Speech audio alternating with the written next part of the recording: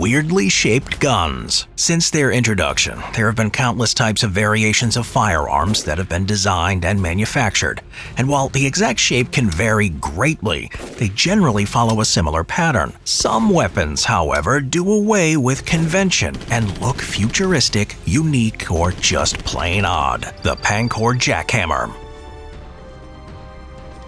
In the 1980s, American gunsmith John Anderson had the idea of combining the power of a 12-gauge shotgun with the fully automatic capabilities of a machine gun. Working under the Pancor Industries brand, the result was the Pancor Jackhammer. The Jackhammer can be fired either semi or fully automatic, and has a cyclic rate of fire of 240 rounds per minute. The weapon is fed from a rotating 10-round drum magazine called a cassette magazine. Otherwise, the actual mechanism is a fairly standard gas-operated system. And when fired, the gas propels the barrel forward, the magazine rotates, and the barrel returns to the firing position, ready for the next round. Anderson was able to build a working prototype, which was then refined in the form of 2 more guns. The hope was to pitch the idea to the US military, who carried out extensive testing on them. Because of its weight of over 10 pounds as well as its large frame, the Jackhammer was too cumbersome and unwieldy, and ultimately rejected by the military. After this, one of the prototypes was sold to Movie Gun Services, which rents firearms and other weapons for films, television, and other media. The Jackhammer has since been used or depicted in comic books, video games, and films before being sold at auction. The only surviving example of the shotgun that looks more at home on the battlefields of the future. The Dardick Handgun. After the Second World War, David Dardick began the development of a radically new weapon, which would revolutionize the firearm world, and would be granted a patent for the new gun in 1958. At first glance, the Dardick Handgun resembles a very odd-shaped revolver.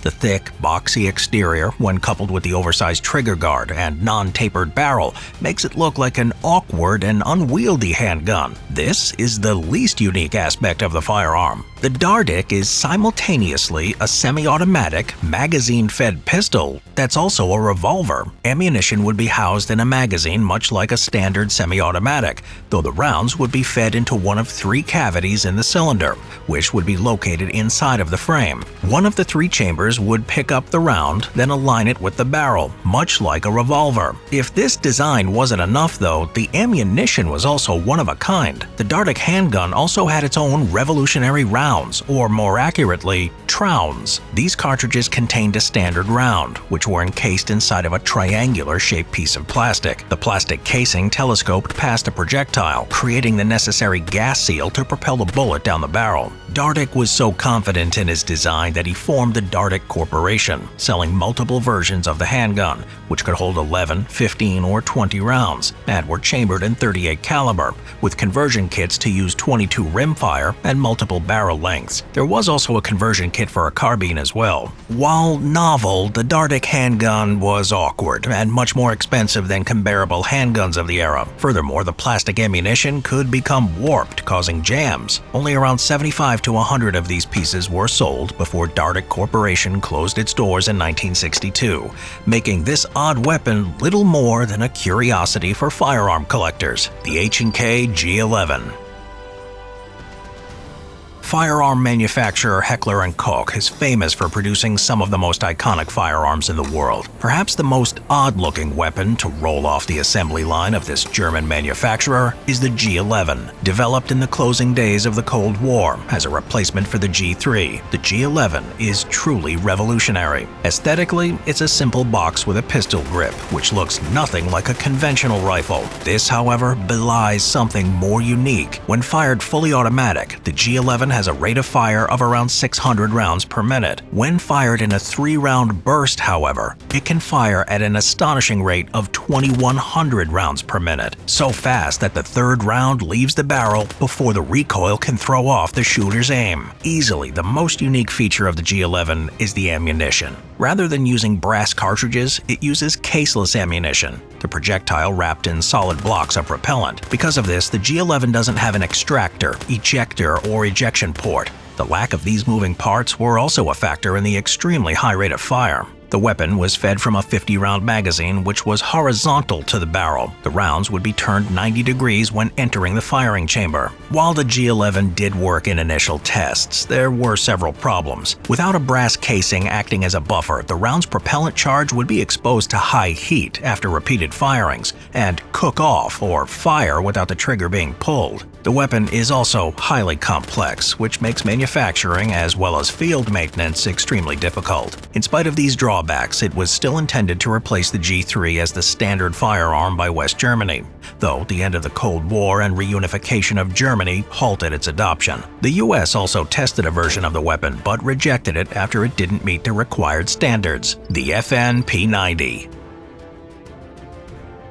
In the late 1980s, NATO countries were looking for a personal defense weapon, or PDW, to replace aging machine guns using low-powered pistol rounds. Taking up the challenge, Belgian manufacturer Fabrique Nationale Herstal developed a futuristic-looking firearm that has since gained widespread popularity around the world. Developed in 1990, the FN P90 is a compact PDW, chambered in 5.7 by 28mm, a round designed to penetrate more sophisticated body armor that was becoming available in the closing days of the Cold War. It also has a very high rate of fire of around 900 rounds per minute, copious firepower in such a small package. Part of the unique appearance of the P90 comes from the bullpup design, unusual in modern firearms. Additionally, the hand grips are cutaways in the frame rather than pistol grips, and the magazine is placed horizontally, giving the weapon few protrusions, giving it an ultra-modern look that's instantly recognizable. The magazine is a 50-round box magazine that's located on the top of the weapon.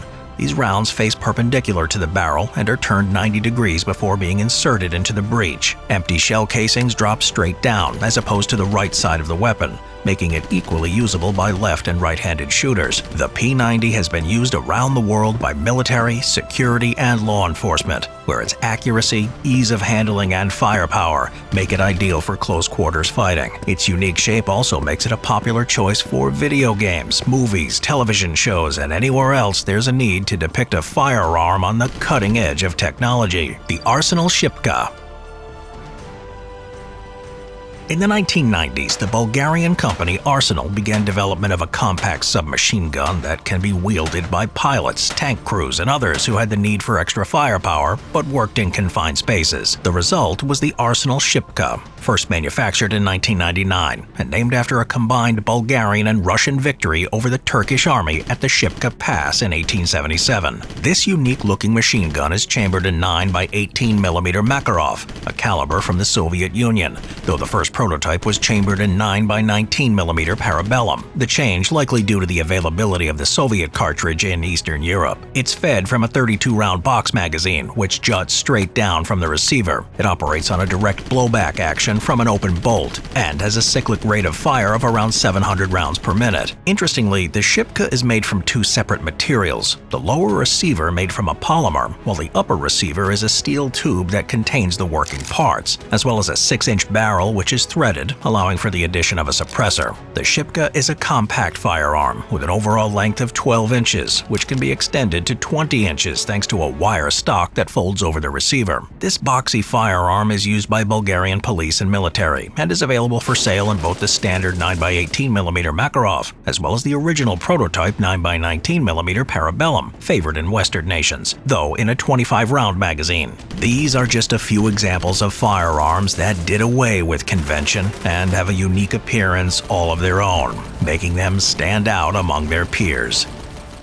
Just as these tools were invaluable for soldiers, modern tools can help us master our tasks and prepare for the future. This is where our partners at InVideo AI come in to help.